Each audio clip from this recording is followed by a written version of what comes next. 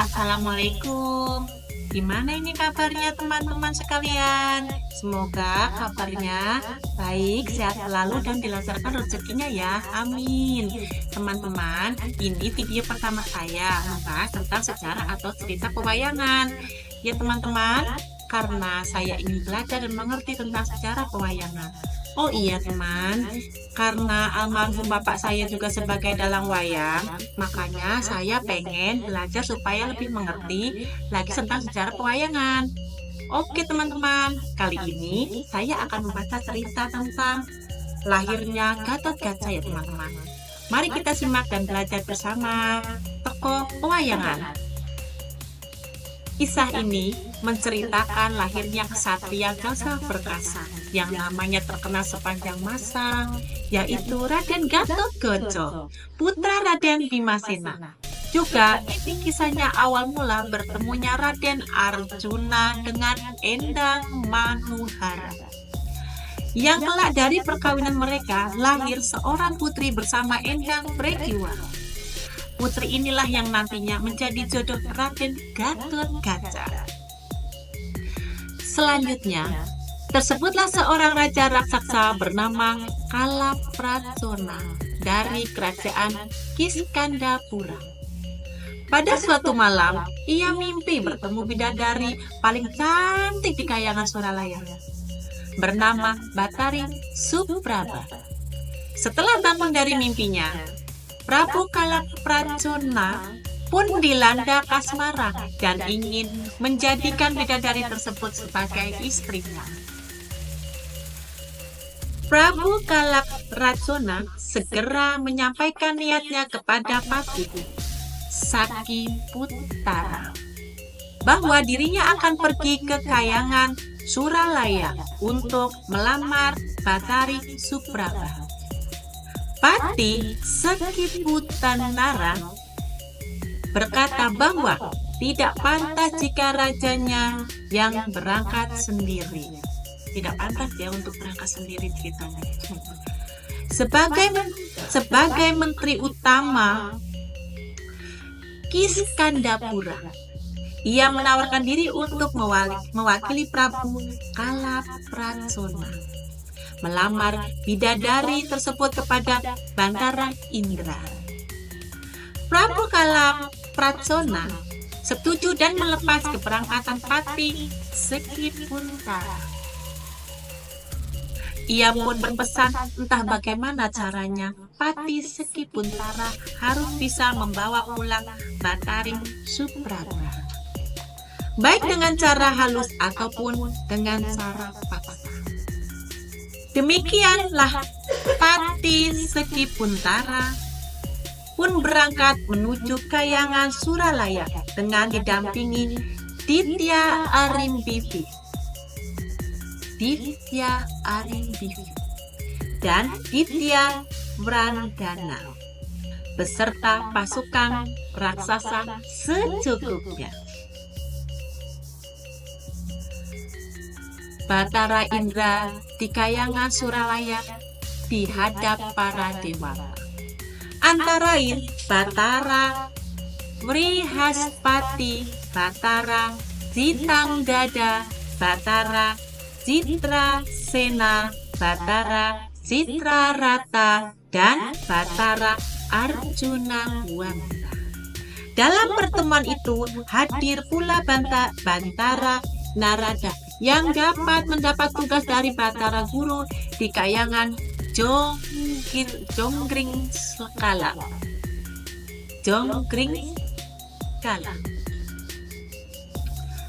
Untuk menyerahkan pusaka kepada Raden Permadi yang sedang bertapa di hutan Jatiroke. Batara Indra membenarkan bahwa putra angkatnya yaitu Raden Permadi memang sedang bertapa di hutan. Jatiroke memohon anugerah dewata. Kesatria penengah Pandawa itu meminta diberi pusaka kayangan untuk memotong tali pusar keponakannya yang bernama Raden terluka. Yang sudah setahun ini belum juga putus. Betapa tekun Raden Permadi, betapa membuat kayangan Suralaya dilanda hawa panas. Para bidadari pun merasa gerah dan kehausan. Sehingga banyak di antara mereka yang meratap minta tolong. Batara Indra bercerita bahwa setahun yang lalu Dewi Arimbi, istri Raden Bratasena, melahirkan seorang bayi berwajah tampan, tapi memiliki taring. Bayi tersebut diberi nama Raden Tetuka, yang merupakan titisannya, Ganda Mana. Kesatria tangguh dari kerajaan Pancala yang dulu gugur dalam peristiwa sayembara Dewi Drupadi.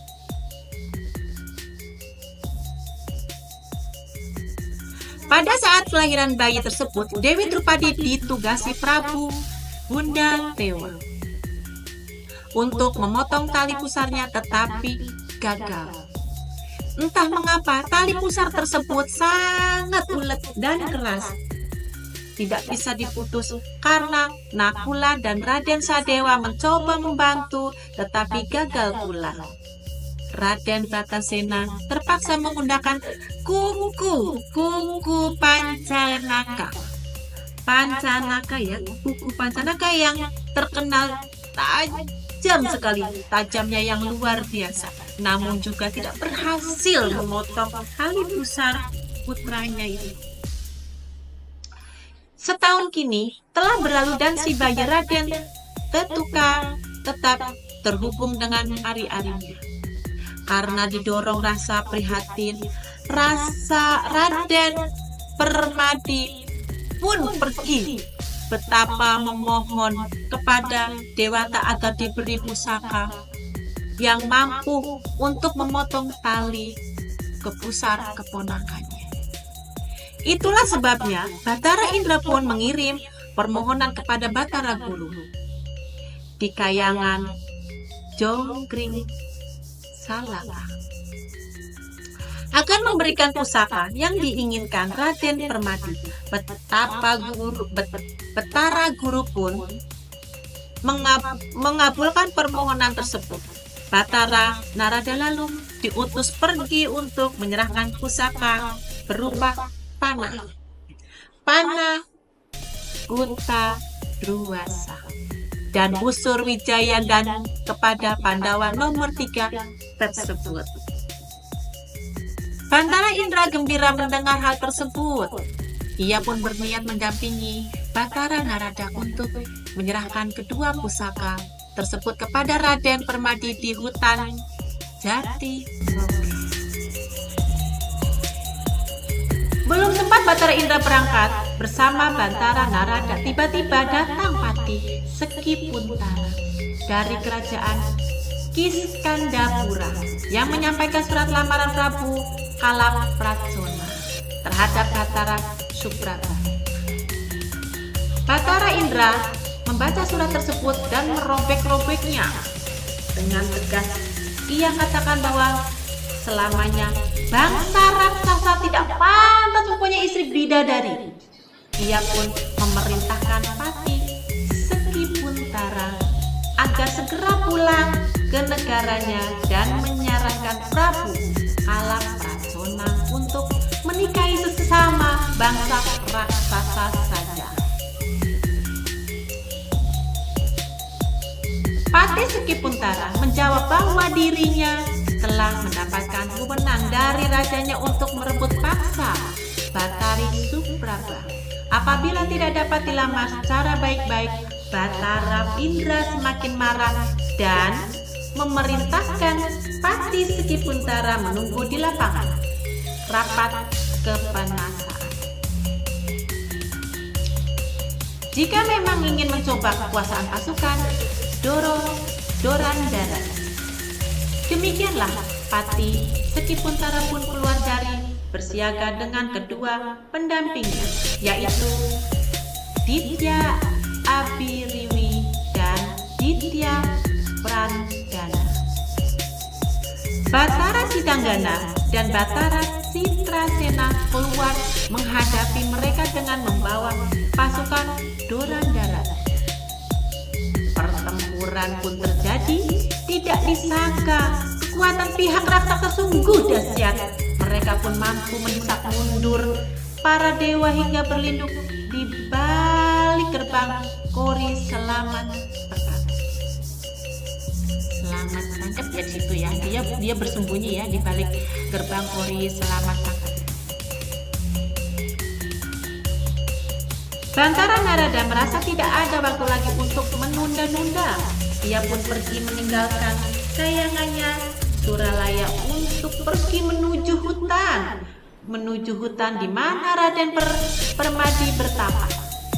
Adapun Batara Indra dan para dewa lainnya tetap tinggal di kayangan Suralaya untuk menjaga keamanan dan para raksasa pengacau tersebut.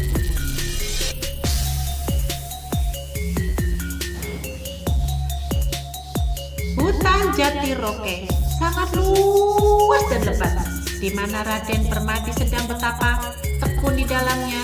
Ternyata sisi lain hutan ini juga sedang betapa seorang ksatria yang sangat sakti, yaitu Adipati Karna dari Awangga. Kedua ksatria tersebut bersama-sama betapa dan saling mengetahui keberadaan satu sama lain.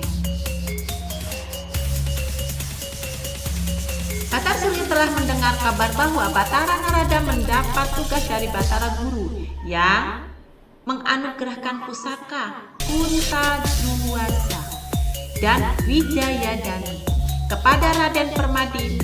Ia pun membangunkan Adipati Karna dan mengajak putranya itu untuk bermuslihat tersebut. Kedua pusaka tersebut agar tidak sampai jatuh ke tangan Raden Permadi.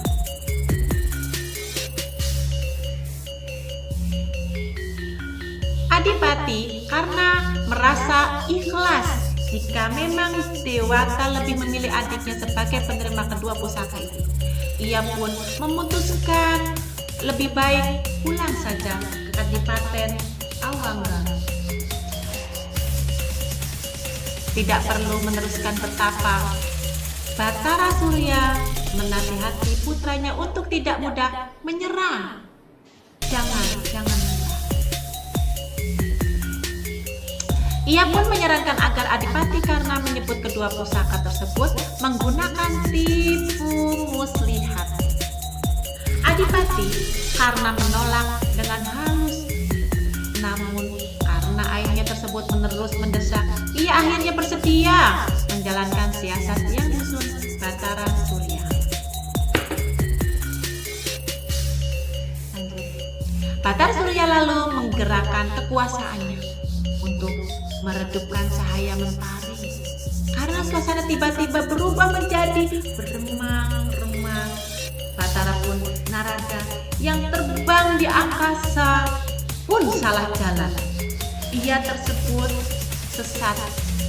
tersesat, tidak dapat membedakan di mana tempat Raden Permadi betapa, sehingga justru mendatangi Adipati Karna.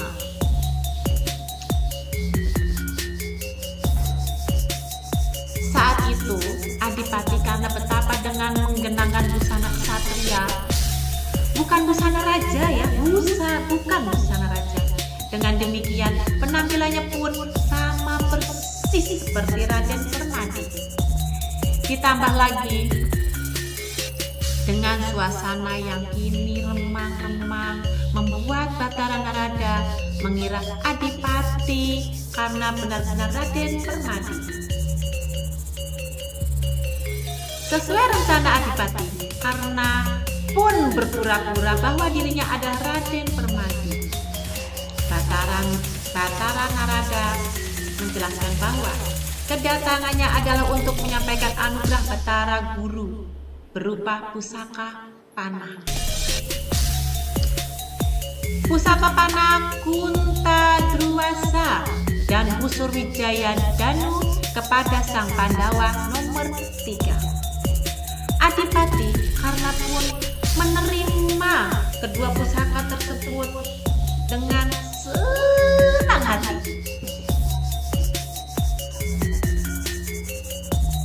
Dan Batara Narada lalu menjelaskan bahwa Kunta Druwasa adalah panah yang sangat ampuh dan sama ampuhnya dengan panah Gumyawijaya milik Prabu Sri Rama di zaman yang kuno. Kunta sendiri bermakna tombak, sedangkan Druwasa bermakna kilatan yang maha kuasa. Adipati Karna pun mengamat-amati panah Kunta Druwasa yang memang berukuran panjang seperti tombak dan berkilat memancarkan cahaya.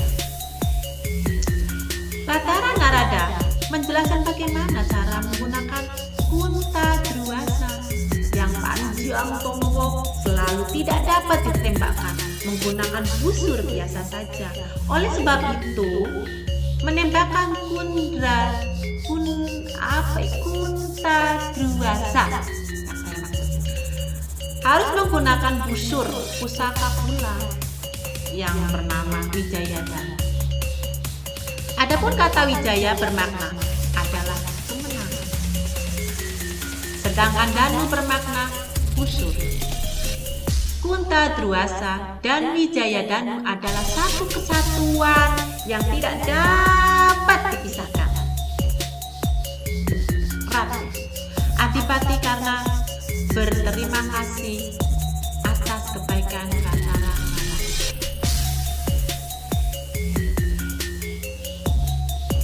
sehingga dirinya kini bisa membimbingi kesaktian Raden Permadi yang dimiliki busur pusaka dan jiwa.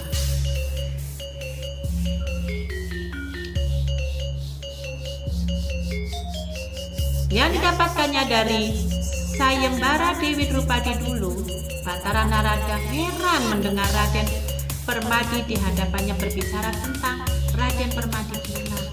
Akhirnya ia pun sadar bahwa dirinya telah salah menyerahkan pusaka.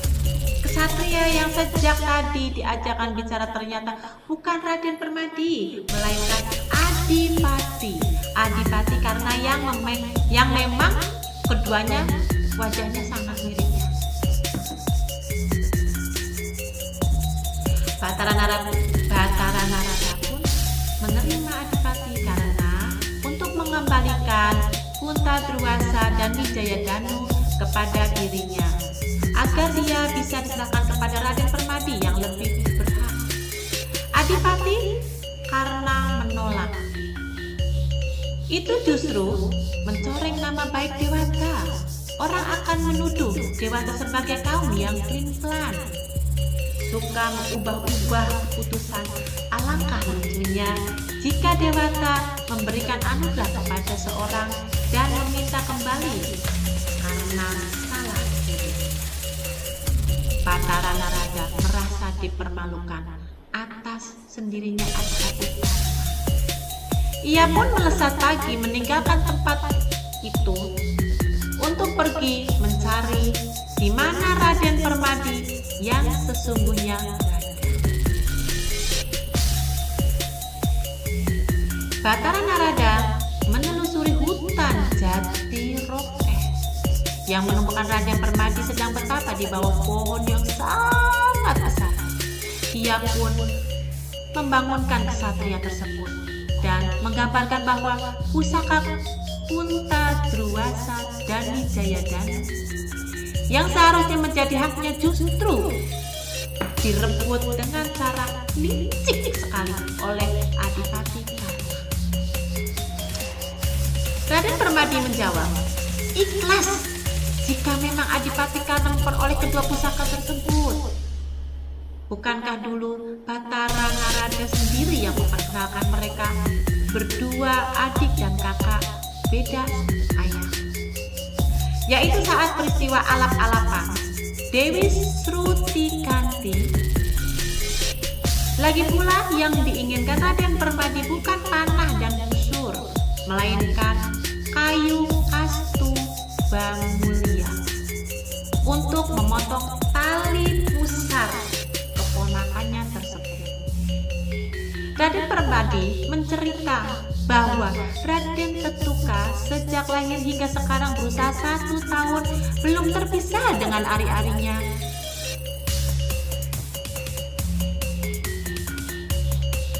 Tali pusar memiliki Raden Tetuka sangat ulet dan kuat, tidak dapat dipotong menggunakan segala jenis senjata.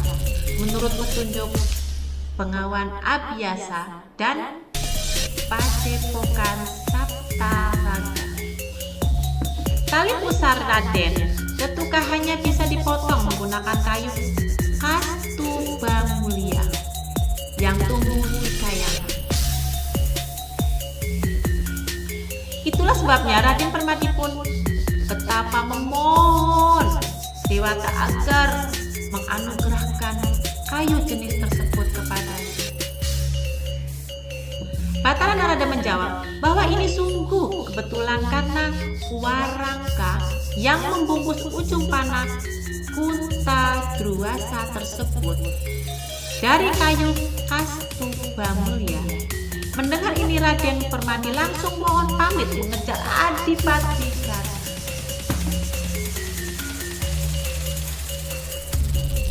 Raden Permadi menggerahkan Aji Seipi dan berhasil mengejar Adipati Karna yang mengendarai kereta Jatisura.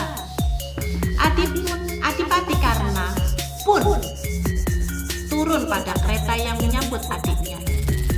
Raden Permadi berterus terang bahwa kedatangannya adalah untuk meminta Warangka pembungkus panah Kunta Druwasa. Adipati Karna menjawab bahwa ia tidak dapat menyerahkan Warangka tersebut karena sangat tidak mungkin panah pusakanya tidak memiliki pembungkus. Panah Kunta Druwasa dan Warangka adalah satu kesatuan yang tidak dapat dipisahkan.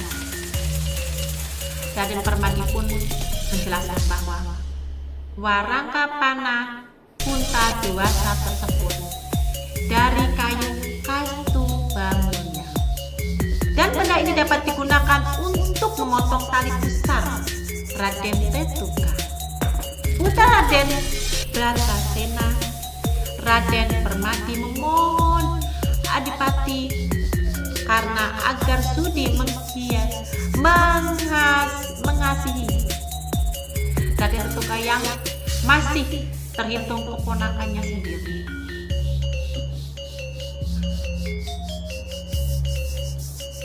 Adipati Karna menjawab, tidak peduli. Ia masih ingat bagaimana Raden Bratasena dengan kasar dan tanpa tata krama pernah menghina dirinya di depan orang banyak. Dulu saat peristiwa pendataan murid-muridnya di Soka 5. Raden Bratasena itulah yang paling lantang menghina dirinya sehingga sebagai anak kusir ya. Jadi dia dihina sebagai anak kusirnya. Jika kini Raden Bratasena memiliki anak yang sangat kasar, maka itu adalah karma buruk yang harus dia terima. Karena dulu dia pernah mengatakan yang tidak baik ya. Raden Permadi hilang kesabaran. Ia pun menyerang Adipati Karna untuk merebut Warangka panah. Untuk merebut Warangka panah Kunta Druwasa dengan kekerasan, dengan cara keras. Kedua kesatria itu bertarung seru. Di antara mereka tidak terlihat siapa yang menang ataupun yang kalah. Adipati Karna akhirnya memasang Kunta Druwasa pada busur Wijayadana untuk mengancam lawan. Namun ia sengaja tidak melepas Warangka Pamungkas panah pusaka tersebut karena memang tidak berniat membunuh Raden Permadi, melainkan hanya untuk menakut-nakuti adiknya saja. Raden Permadi bukannya takut, tetapi justru menerjang maju, merampas panah Puntadewasa. Adipati Karna pun menarik panah pusakanya mundur, sedangkan Raden Permadi menggenggam warangkanya. Akibatnya kedua benda itu pun berpisah. Adipati Karna tetap mendapatkan panah Kartadewasa dan busur Wajayudana, sedangkan Raden Permadi mendapatkan hanya warangka pembungkusnya saja.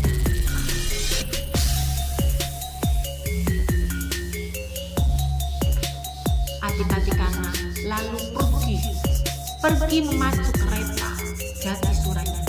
Sementara itu Batara Narada datang menemui Raden Permadi. Ia mengatakan mungkin memang sudah takdir bahwa Puntadewasa dan Wajayadanu harus menjadi milik Adipati Karna.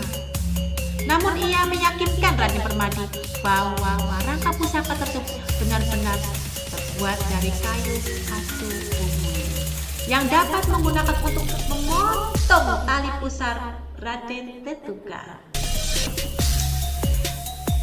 Setelah berkata demikian, Batara Narada berniat kembali ke Kahyangan Suralaya untuk membantu Batara Indra menghadapi para pengacau dari kerajaan Kiskandapura yang dipimpin Patih Sekipuntara. Raden Permadi prihatin mendengar berita tersebut. Ia pun berjanji setelah memotong tali pusar Raden Tetuka, maka dirinya akan menyusul pergi ke Kahyangan Suralaya. Dia akan menyusul ya ke Kahyangan Suralaya untuk ikut berperang membantu para dewa. Batara Narada senang mendengarnya dan berharap Raden Permadi dapat segera menumpas para Raden Permadi telah tiba di Kesatria Jodipati, yaitu tempat tinggal Raden Bratasena di kerajaan Amarta. Tampak si bayi Raden Tetuka digendong ibunya, yaitu Dewi Arti. Hadir pula di tempat itu Prabu Puntadewa, Prabu Krishna, Prabu Baladewa, serta si kembar Raden Naluka dan Sadewa.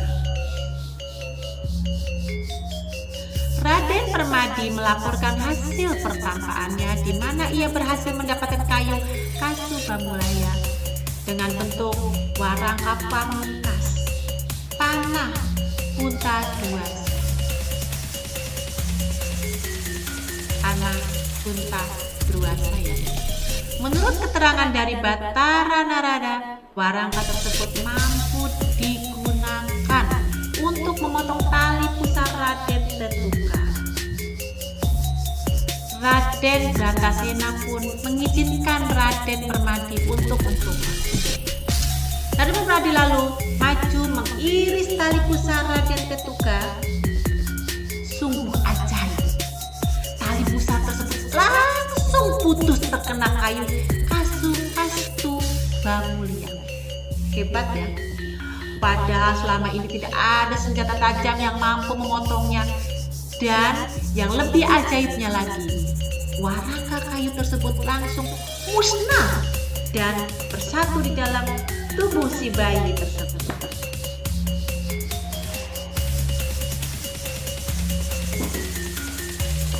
Raden Bratasena marah-marah mengira telah terjadi sesuatu yang buruk pada putranya. Prabu Kresna segera menasihati sepupunya itu agar bersabar. Warangka kayu kastu Bamulaya tidak mencelakai Raden Tetuka, tetapi justru menambah kekuatan yang sangat hebat. Hanya saja Raden Tetuka jangan sampai bertarung melawan pemilik pusaka, Kuntadruwasa. Karena itu akan menjadi penyebab kematiannya. Pusaka Kuntadruwasa bisa jadi hak pemburu Raden Tetuka untuk bersatu kembali dengan Walangsai. Setelah Raden Bratasena tenang kembali, Raden Permadi pun mohon pamit pergi ke Kahyangan Suralaya untuk membantu kesulitan yang dihadapi oleh Batara Indra. Raden Permadi ditemani para penakawan telah sampai di Kahyangan Suralaya, di mana ia langsung bertarung menghadapi pasukan raksasa yang menggepung para dewa. Raksasanya lagi mengepung para dewa ya. Satu persatu raksasa itu tewas bergelimpangan terkena panah yang dilepaskan sang Pandey. Ditya Arimbi dan Ditya Prahandana maju menyerang Raden Permadi. Kedua menempati raksasa itu sangat sakti dan sangat kuat sekali, namun tidak berdaya menghadapi Pendawa nomor 3 tersebut. Akhirnya mereka pun tewas pula dengan kepala terpenggal oleh panah Raden Permadi. Namun Patih Kipuntara maju menghadapi Raden Permadi. Pertarungan sengit pun terjadi di antara mereka. Kali ini giliran Raden Permadi yang terdesak. Patih Kipuntara menggerakkan aji gelapnya, aji gelap Sayuta, yang membuat tubuh Raden Permadi terlempar sejauh-jauhnya. Tersebutlah seorang pendeta tua yang bernama Resi Sidik Wancana. Di Padepokan Andong Sumawi, ia memiliki seorang putri bernama Endang Manuhara yang cantik jelita. Si gadis bercerita bahwa tadi malam dirinya mimpi bertemu dengan seorang ksatria yang sangat tampan rupawan bernama Raden Permadi. Ingat sekali Endang Manuhara mengabdi pada ksatria tersebut. Sungguh puncuk dicinta, ulam pun tiba. Raden Permadi yang diimpi-impikan oleh Endang Manuhara tiba-tiba melayang jatuh dari angkasa dan dapat ditangkap oleh Resi Sidik Wancana. Ksatria tampan itu tampak pingsan dan menderita luka-luka. Endang Manuhara gembira bercampur prihatin melihatnya. Ia pun menerima kepada sang ayah untuk mengobati luka-luka Raden Permadi hingga sembuh.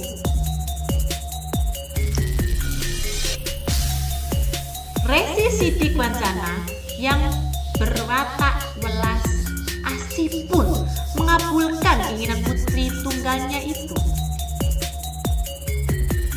Ia lalu menggendong tubuh Raden Permadi yang masih pingsan sangat lemah dan membawanya masuk ke dalam padepokannya Andong Sumawi. Nama padepokannya itu adalah Andong Sumawi. Bersama dengan putrinya, mereka pun bersama-sama merawat luka-luka Raden Permadi hingga pulih seperti sedia kala.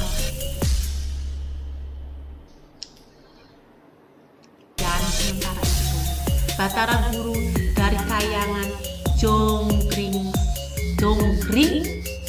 Salaka datang mengunjungi putranya yang mati, yaitu Batara Indra di Kahyangan Suralaya tersebut.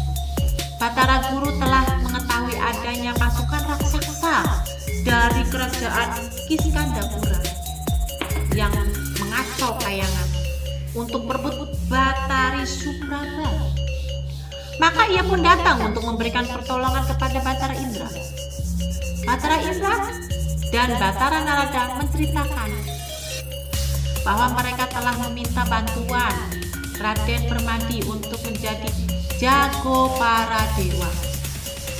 Namun, penengah Pandawa tersebut kalah melawan Pati Segi Puntara dan tubuhnya terlempar jauh. Entah kemana terlemparnya. Batara Guru menjelaskan bahwa jago yang dapat mengalahkan Pati Segi Puntara sekaligus Prabu Kalapracona bukanlah Raden Permadi, melainkan keponakannya yang baru saja terpisah dari ari-arinya, yaitu Raden Tetuka. Mendengar itu, Batara Narada segera memohon pamit berangkat menuju kesatria Jodipati.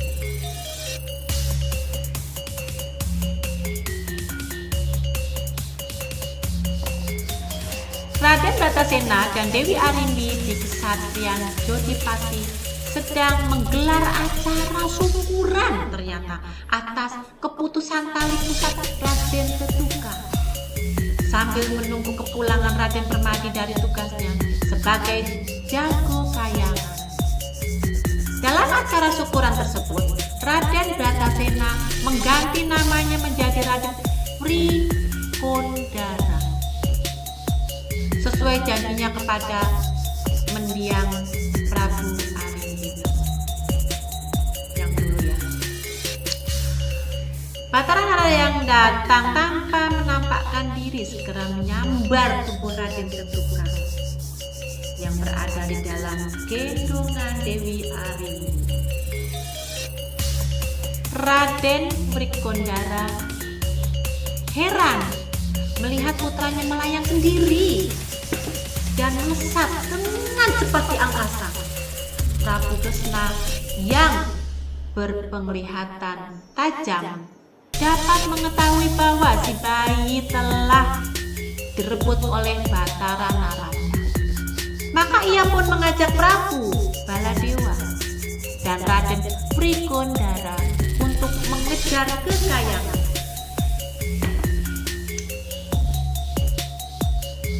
Batara Narada telah sampai ke hadapan Pati Segi Puntara. Ia berkata bahwa Batari Supraba akan diserahkan sebagai istri Prabu Kalapracona apabila Pati Segi Puntara dapat membunuh bayi dalam gendongannya tersebut. Pati Segi Puntara tertawa, hahaha, menuduh para dewa sedang bercanda. Batara Narada menjawab, dirinya tidak bercanda. Ia pun meletakkan bayi Raden Tetuka di tanah dan mempersilahkannya. Raden bayi Tetuka di tanah ya, untuk dipersilahkan Pati Segi Puntara untuk membunuhnya ternyata. Pati Segi Puntara maju dengan lagak meremehkan campur kasihan. Ia memukul Raden Tetuka dengan satu tangan. Namun bayi tersebut hanya diam, tak terluka sedikit pun. Pati Segi Puntara heran dan menyerangnya kembali. Akan tetapi semakin diserang, tubuh Raden Tetuka semakin kuat, dan kini ia bisa berjalan dengan lancar. Pati Segi Puntara semakin penasaran dan tidak berani meremehkan lagi. Raden Tetuka pun ditangkap, diinjak, ditendang dan dibanting. Namun sedikit pun tidak ada terluka. Mukanya mati. Bayi tersebut kini justru berlari dan berlompat-lompat dengan lincah sekali.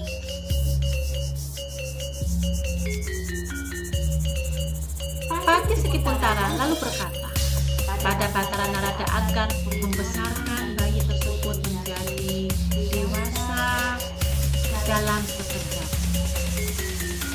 Ia merasa malu bertarung melawan seorang bayi yang mungil, karena jika menang tidak membanggakan, tapi jika kalah sangatlah memalukan sekali.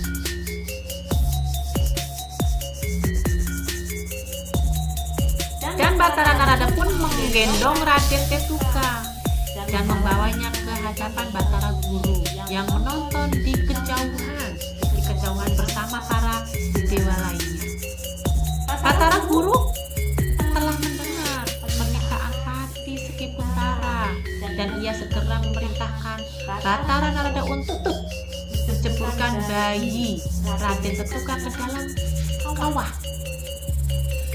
Nama kawah tersebut adalah Kawah Candra di Muka di Gunung Jamur Dipa. Kemudian para dewa yang lain hendaklah ikut menceburkan sebagai usaha agar tersebut dengan tubuh si bayi.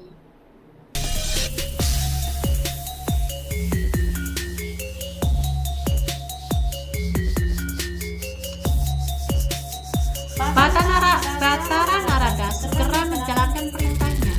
Dia melemparkan tubuh Raden Ketuka ke dalam kawah Candra di Muka. Seketika kawah tersebut meluap dan berkobar-kobar. Para dewa satu persatu menceburkan senjatanya, pusaka mereka ke dalam kawah tersebut. Ada yang menceburkan panah, tombak, gada, padang, dan banyak lagi yang lainnya. Api pun menyala berkobar-kobar. Para permukaan kawah Candra di Muka. Tidak lama kemudian muncul seorang pemuda berbadan gagah yang keluar ke permukaan tersebut. Demikianlah Raden Ketuka kini telah tumbuh menjadi dewasa dalam waktu yang sangat singkat sekali. Berbagai senjata pusaka yang dilempar para dewa tadi telah menyatu ke dalam tubuhnya, membuat dirinya bertambah semakin kuat dan sangatlah perkasa.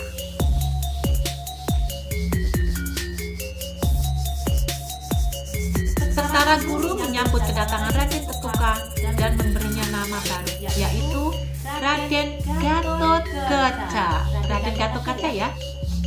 Jadi sejarahnya dari Raden Gatotkaca tersebut dulunya bernama Raden Ketuka dan namanya diganti menjadi Raden Gatotkaca. Raden Gatotkaca berasal dari kata Gatot yang artinya ulet. Sedangkan kaca maksudnya adalah cermin. Maka nama Gatotkaca mengandung makna manusia yang sangat ulet dan perkasa sebagai cermin teladan bagi kaum muda.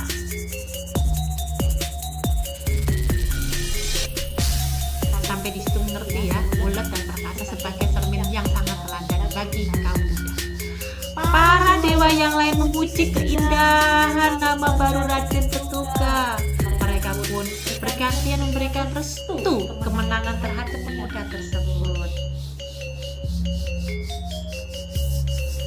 Raden Gatotkaca kini maju ke medan laga menghadapi Pati Sekikuntara untuk melanjutkan pertandingan. Pati Sekikuntara merasa senang dan kini ia tidak perlu segan lagi untuk membunuh lawan. Keduanya lalu bertarung dengan disaksikan para dewa. Mereka bertanding seru, saling pukul, saling tendang. Apapun yang dilakukan Pati Sekikuntara pasti ditirukan oleh Raden Gatotkaca.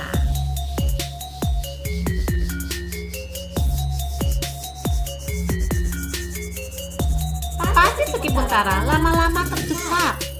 Pukulan dan tendangan tidak ada yang mampu melukai Raden Gatotkaca. Karena kehabisan akal, Pati Sekikuntara pun menggigit leher pemuda itu dengan menggunakan gigi taringnya yang sangat runcing. Raden Gatotkaca saktinya nyodon meronta. Begitu lolos, ia ganti menggigit leher Patih Sekikuntara. Sungguh keras gigitan tersebut, sehingga membuat Patih Sekikuntara tewas dengan leher hampir putus. Pada saat itulah Prabu Kresna, Prabu Baladewa, dan Raden Wrikondara tiba di Kahyangan Suralaya. Batara Narada menyambut mereka dan memperkenalkan Raden Gatotkaca adalah putra Wrikandara sendiri. Jadi Raden Gatotkaca adalah putra Raden Wrikondara ya, Wrikondaranya sendiri, yaitu Raden Tetuka yang kini telah tumbuh dewasa dalam waktu yang sangat singkat. Raden Wrikondara sangat senang bercampur haru. Ia pun memeluk putranya itu dengan penuh rasa bangga. Prabu Kresna merasa risih melihat cara bertarung Raden Gatotkaca yang menggigit musuh seperti bangsa raksasa. Ia pun maju sambil menghunus senjata cakra untuk kemudian memotong semua gigit taring pada mulut Raden Gatotkaca. Kini tanpa gigit taring, Raden Gatotkaca terlihat tampan dan gagah sempurna. Setelah taringnya diputus ya, dicopot. Atas kemenangannya menghadapi Patih Sekikuntara, Raden Gatotkaca pun mendapat anugerah dari Batara Guru berupa seperangkat pakaian pusaka. Yang pertama bernama Caping Basunanda, melekat di kepala. Daya kekuatannya ialah membuat Raden Gatotkaca tidak panas terkena sorotan matahari dan juga tidak basah terkena guyuban air.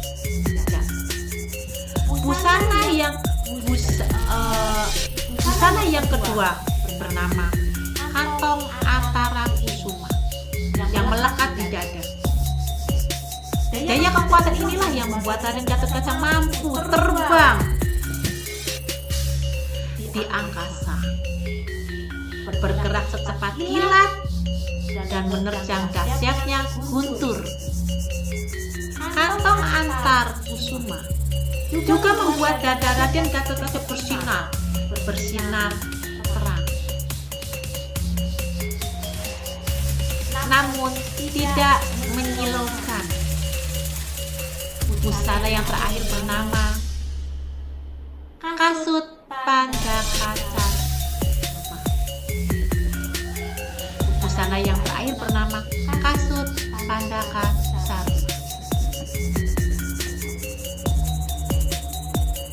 Kasut Pandakaca yang melekat di kedua kakinya, di kaki. Daya kekuatannya ialah membuat Raden Gatotkaca mampu terbang di atas tempat sanggar dan angker tanpa harus takut jatuh atau terkena balak oleh daya gaib tempat tersebut. Adapun kasut Pandakaca ini tercipta dari selongsong bekas kulit Batara Anantaboga. Tiba-tiba terdengar suara raksasa mengamuk berteriak-teriak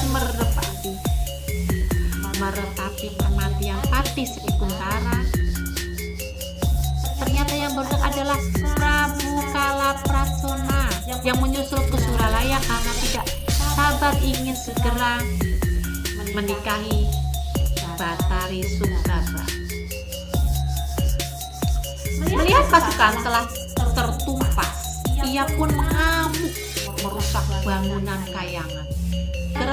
Batara Guru segera memerintahkan Raden Gatotkaca menghadapi raja raksasa tersebut dari Kiskandapura tersebut. Raden Gatotkaca memohon restu, kemudian maju melaksanakan perintahnya Ia melesat terbang di angkasa kemudian menyerang Prabu Kalaprasona. Si Gatotkaca langsung menerjang Prabu Kalaprasona. Sang raja raksasa pun menyambutnya dengan garang. Mereka lalu terlibat pertarungan tersebut ya, yang sangat buruk satu sama lain.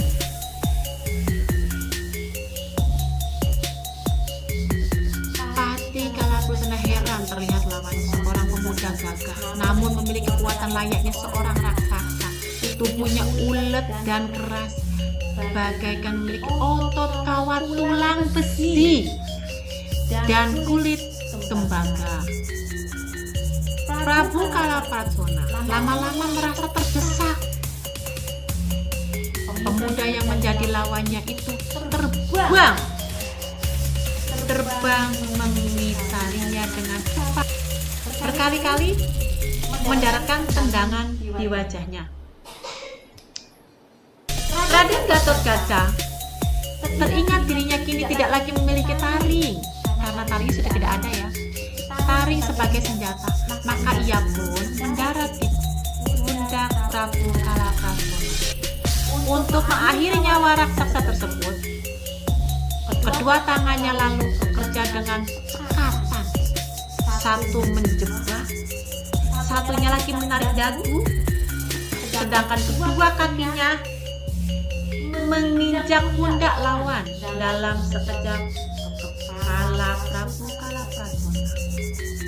kepala Prabu Kalaprasona pun terlepas dari tubuhnya.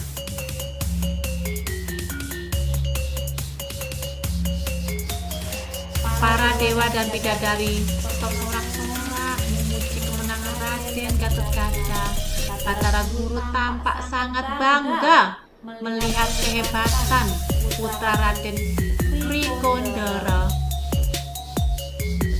Putra Raden dari putra Raden Trigandara ya. Karena terlalu bangga, ia pun mengumumkan bahwa kelak Raden Gatotkaca akan dijadikan sebagai raja kayangan selama 1 hari.